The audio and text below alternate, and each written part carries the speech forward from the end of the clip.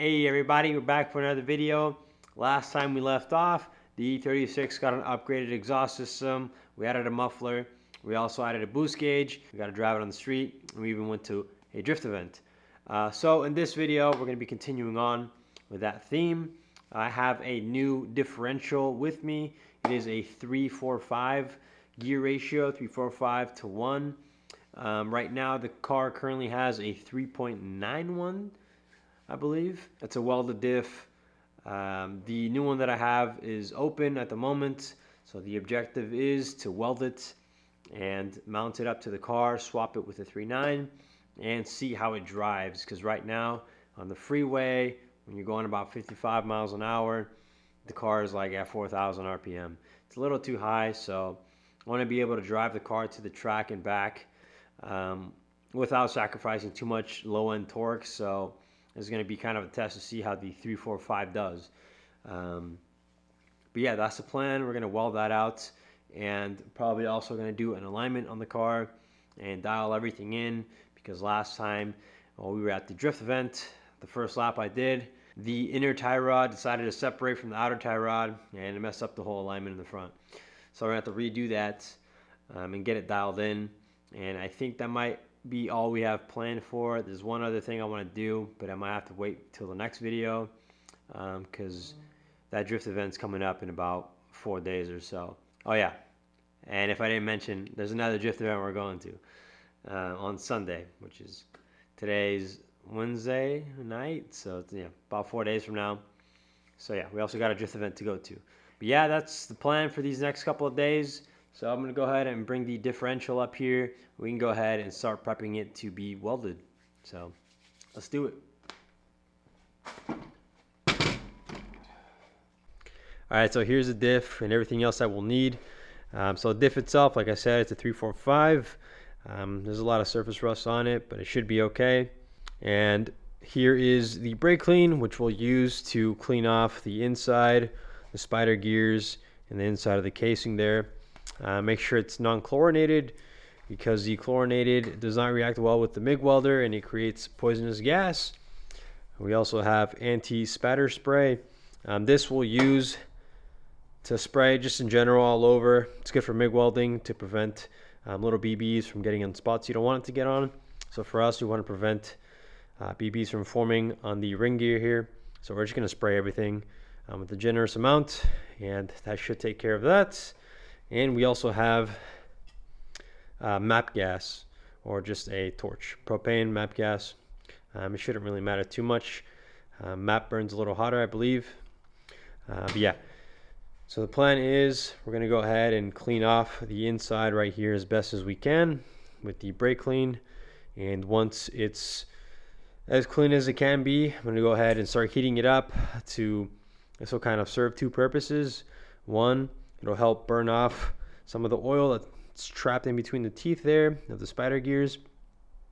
And it'll also help to prep the metal for welding, just warm it up. The more heat we can put into it, the better before welding, because we have a 110 volt MIG welder. Let me show you.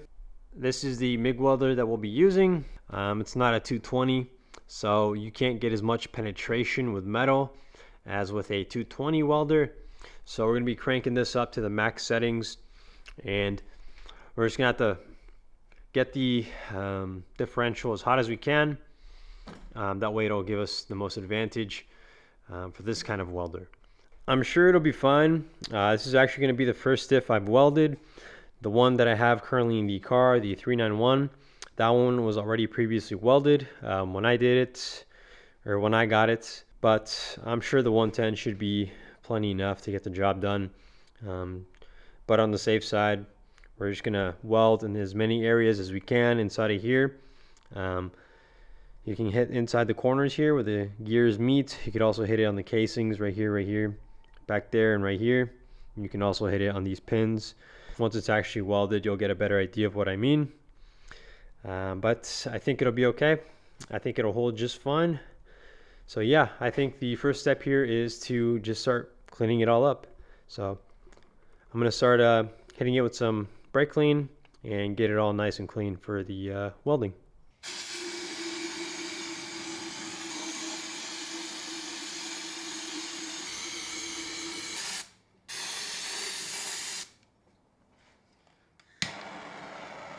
Let's go. Woo! Oh boy. I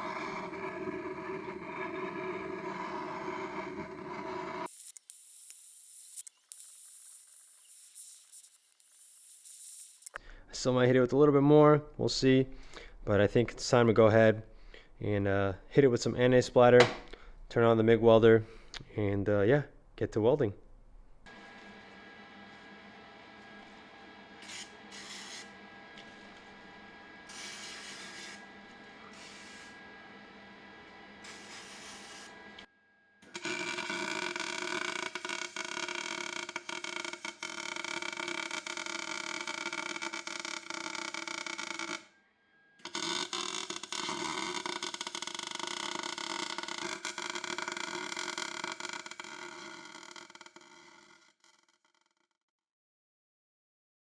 Alright, so I got it all welded up now. Looks like complete ass. It's because it is. I heated it up like you guys saw, but I think I could have even used more heat because in some areas, especially like that weld right there, there's some cracking going on. I think there was still either it was an issue with oil still being trapped in the metal, or the 110 welder just not having enough juice to really get penetration, get a good weld. I was struggling with that quite a bit. Yeah, I got the four corners of the spider gears, and I also got spider gears to the casing on both sides, as well as to the pin down there. And they also got this part here, that's spider gear to this part of the casing. I'll show you guys the other side. Turn it around. There's the other side. Yeah, I think 220 would be the way to go, but we don't have that right now, so we kind of have to just make do with what we got. And there's other ways of doing it. You could also use a plate instead of welding the corners like that. You can just get a piece of plate and kind of fit it up inside of there and use that to weld everything to the plates. I believe Drift HQ, I've seen on their website, they actually make a specific plate that fits into the slots of the spider gears there. But you know, it doesn't have to be that fancy. You can just kind of cut one up. I could have done it that way, but I just kind of want to experiment and just do it the simple way, just like this. And we'll see if this holds. So I don't know. I guess we'll see. This is the trial. This is the test run right here. I think it should be good enough, but you know, we'll obviously run it through its paces and we'll see how it does. But for now, let's just call it good. It's welded up. We still have to fill it with diff fluid, put the cover on, and put it in the car. So I think right now what we'll do is we'll put the car up, we'll jack it up, we'll take out the old diff because I want the cover for it. Since the cover has the polyurethane bushings that I was using, we can go ahead and swap casings, and then we can install this bad boy, and then we can move on to the alignment. So let's go ahead and drop the 391 and swap it over with the 345.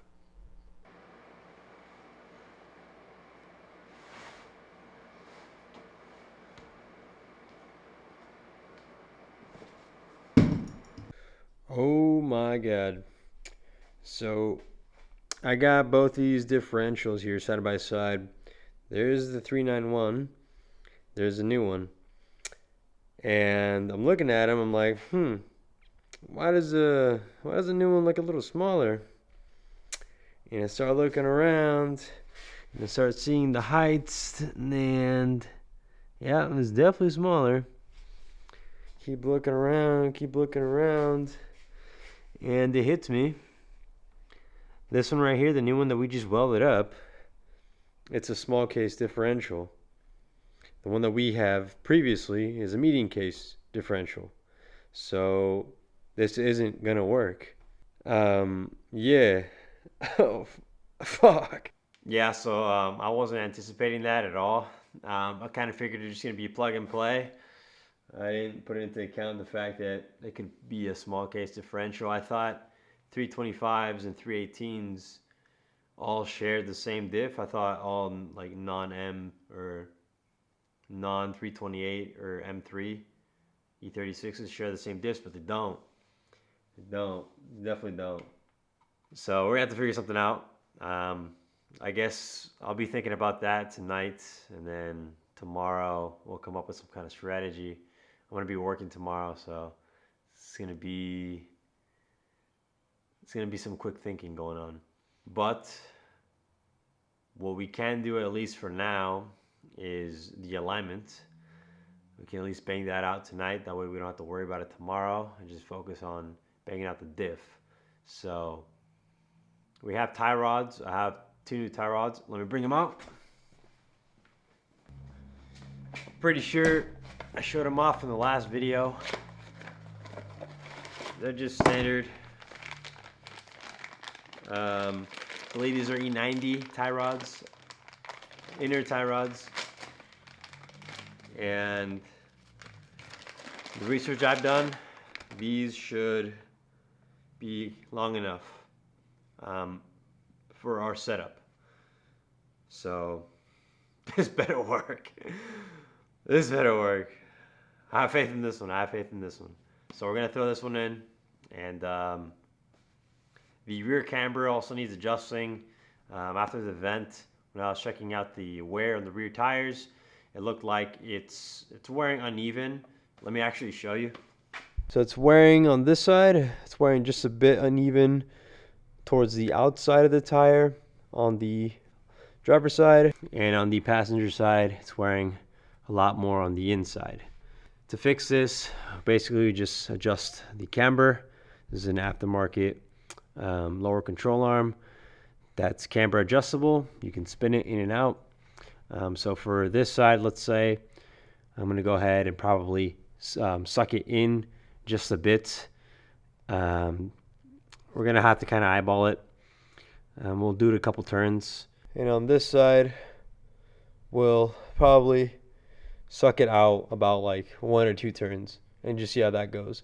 This one's almost dialed, and this one needs a little bit more work. So we're going to adjust the camber in the rear, and that should kind of do it for the rear.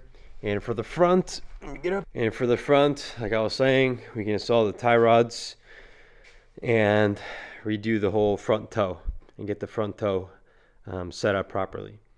And that should kind of do it. If we have a little bit of extra time, may also just double check the camber and the caster, which is a little more finicky to figure out, and the angles and whatnot. Make sure that the left and right, when you go full lock, that they're even. The only thing I want to avoid is having more angle on one side than the other. But for now, we'll just do the toe and send it. So yeah, let's just get started with adjusting the rear camber.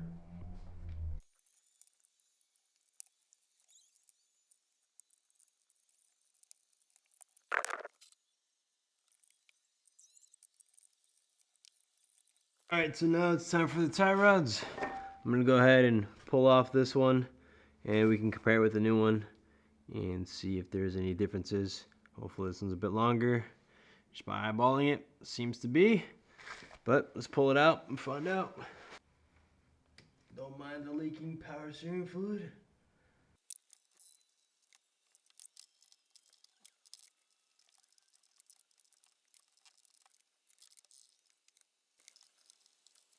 Alright, we got it off.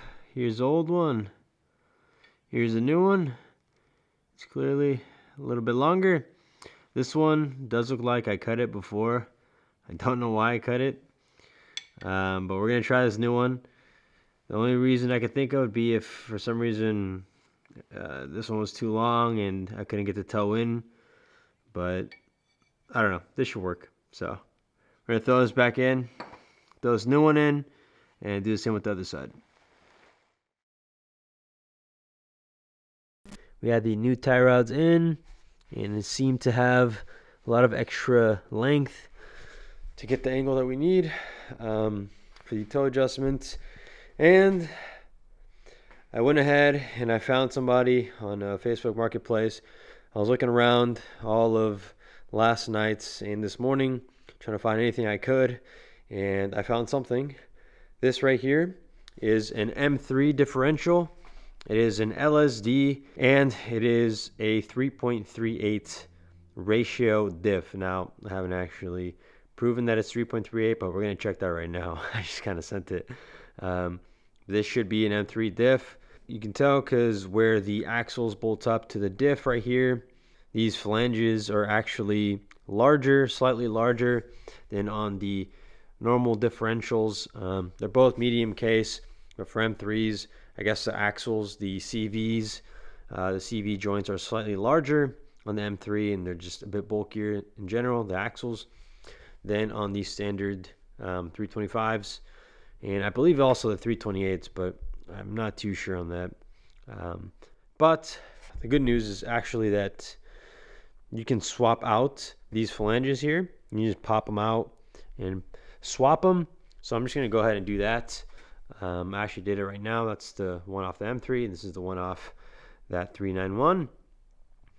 So we should be ready to go. I just got to swap that, and I'm also going to swap the covers here.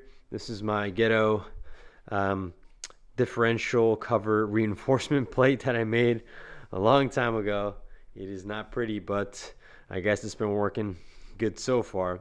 And this cover also has solid aluminum bushings. So I'll just swap that over to this one, and when we do that, we can also pop this cover off and just take a look and see what the LSD looks like. But first, let's go ahead and put this up on the table and just verify that it is actually a 3.38 ratio diff. This needs to be properly cleaned. Here we go. Set up so we can show y'all. Alright, so this is pretty simple. Essentially, I have two marks, one on the front here and one on the side. What we're going to do is we're going to spin the input flange here. We're going to do one full turn, and as we're turning it, we'll keep track of the position of the output over here, and we'll see how many turns it takes to get this to come all the way around to the same spot. So we'll leave it right there in the middle of the bolt, and I'm going to go ahead and start turning it, and we can keep track of how many turns. Let's do one full turn here. All right, there's one turn. We'll do one more. So we got a ways to go. There's two turns. We'll do a third turn. There's a third turn. As you can see, there's still a little bit left to get this all the way to the top. So let's just start turning it slowly until we get where we need to.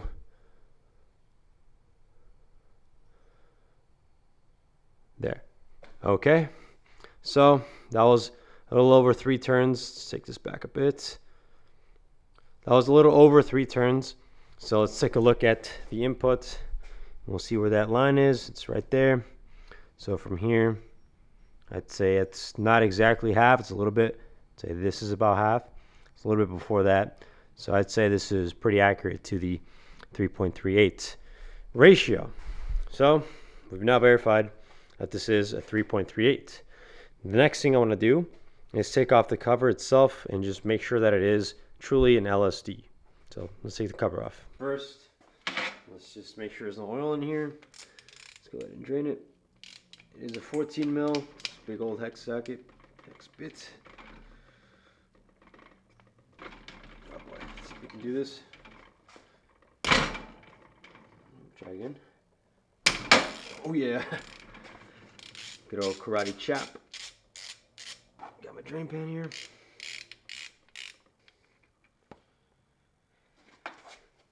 Just let that drain for a bit. Alright, we got it properly drained. Just gonna put the plug back in real quick.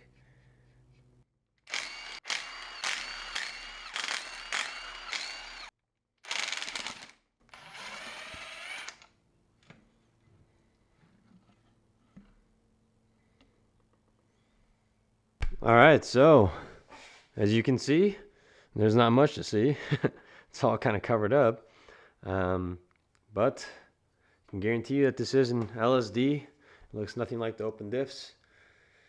So this is a genuine E36 M3 differential. The only question is, will it work as a differential for a drift car. That I'm not so certain of.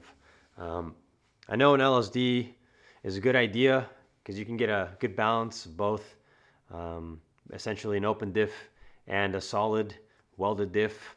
It kind of acts as both in one, but this one in particular, I don't know how many people have used it for drifting, if it works well for drifting. I don't know if an LSD acts different than a welded diff when it comes to drifting.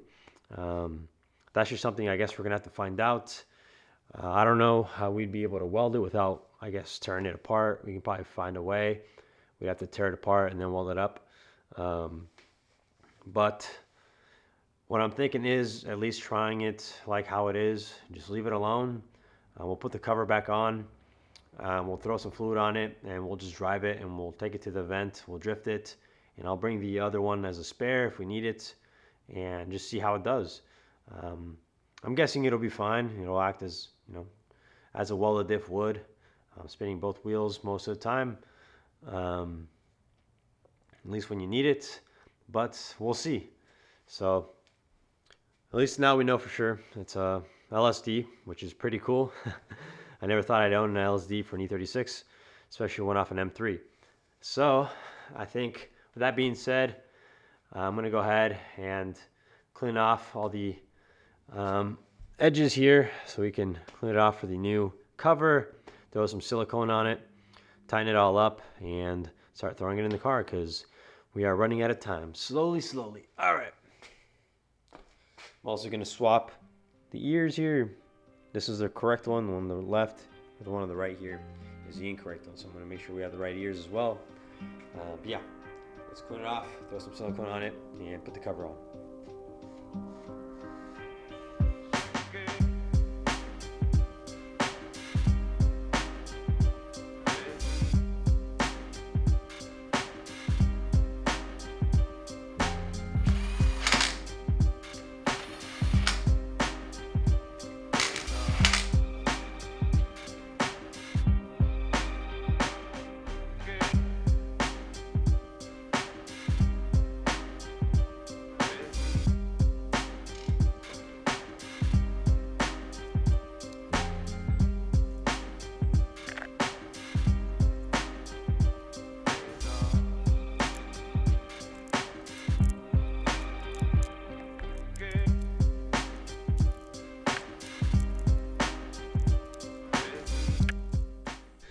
Alright, footage got cut a little short because the battery died on the camera, but the new diff is in.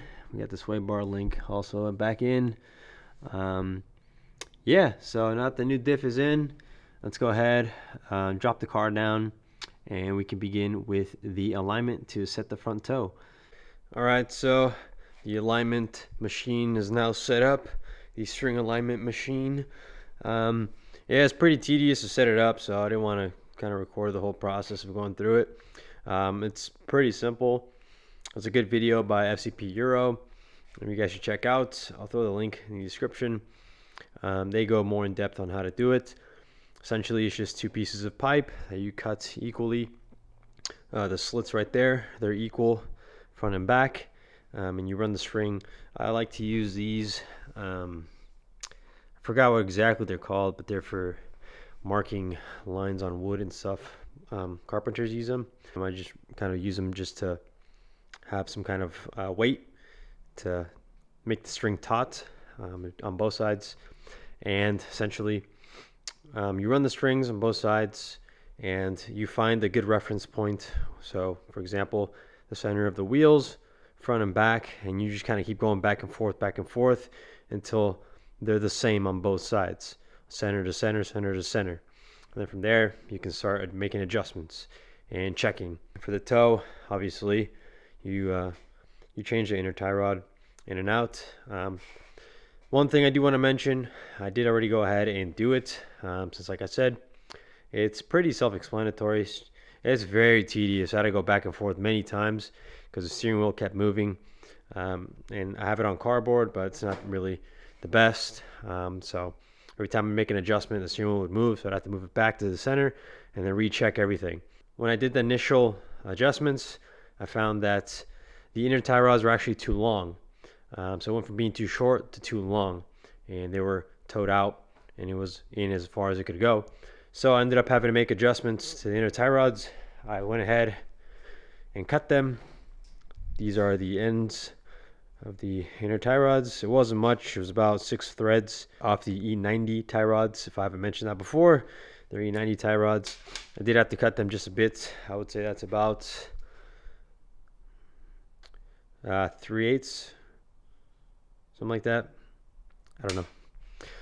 I did have to make some small cuts, but once I did that, everything was able to line up nice, and I was actually able to get some toe in. So with all that being said, the vehicle is now aligned as best as I can get it with this method. It's not the best. I did order some toe plates, and I wish they showed up. Toe plates aren't the best too, but they're a good way to just kind of double check your work, make sure the front is good, but they didn't show up on time because FedEx is trash. But yeah, so it should be aligned now, at least a toe. The camera and the caster, we'll check that later. I'm kind of running out of time, that's why I'm saying that. But I know I've at least adjusted the camera before. It should be close enough, I feel. And yeah, I feel like I was going to mention one more thing. Oh yeah, so I ended up setting the front toe to as close to 0 as I can get it. I wanted to tow it out, but I think for kind of a street / drift setup, because I'm going to drive it to the track, I think keeping it at 0 is safe for now. And obviously when we get to the track, and if I feel like I should make an adjustment, probably will. But right now we'll just keep it at 0 and just see how that feels. It's probably not even 0, it's probably somewhere around there, but I try to get as close as I could. But yeah, so we've got the new differential, limited slip, which I still haven't even tested it out. We're just gonna have to test it out tomorrow when we go drifting. I might end up bringing, like I said, the 391 just in case, and it's aligned. So we have the 2 things that I wanted to get done this time around. The only thing left to do now is just to kind of go back through the car and just kind of do a nut and bolt check. I already checked the stuff in the rear. The subframe bolts were slightly loose. Same with some of the other stuff. And I have to go back and just kind of check all the stuff right here, especially the mounts. The tranny mounts were actually loose too. I'm guessing for sure the engine mounts, bolts or nuts will also be loose. Most of the time those stuff end up loosening by themselves, and just kind of go back to the suspension as well. And then after that, I gotta pack everything up into the car as much as I can fit in there. But a lot of that stuff is pretty tedious. So with that being said, I think it's about time that we call it a night, and I'll catch up with you guys in the morning. So cut to morning. It is morning. It is now the next day. It is the D-Day. It is drift day. We're going to be heading over to Thunderhill again. We ended up getting everything packed up.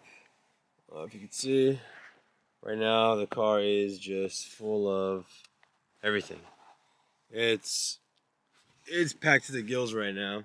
I didn't have enough room to fit the diff. It's way too heavy to bring. So we're just going to have to chance it with that. But yeah, everything is ready to go now, at least as far as I know. I nut and bolt checked everything. Yeah, the engine mounts were a bit loose, and there's a couple other things in the suspension I had to tighten up. But I think everything's good to go now, and I think we have everything we need to go to the track. So I'm going to start heading out there, and yeah, we'll see how it goes. So I'll try to get more footage this time. Let's get it.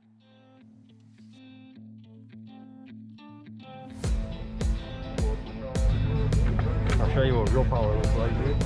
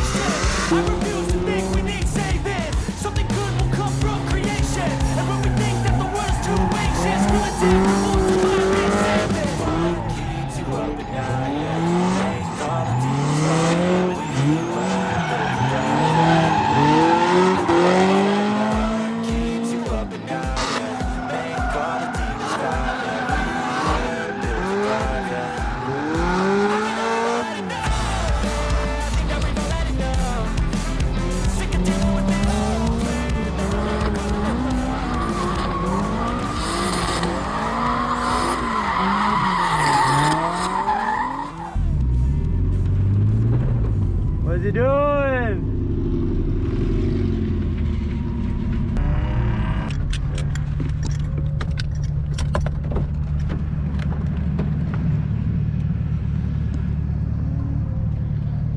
Oh shit! Oh no! It's hella easy to do, but if I keep driving it, my car might die, and then, you know, this is hella hard to start with. Hey!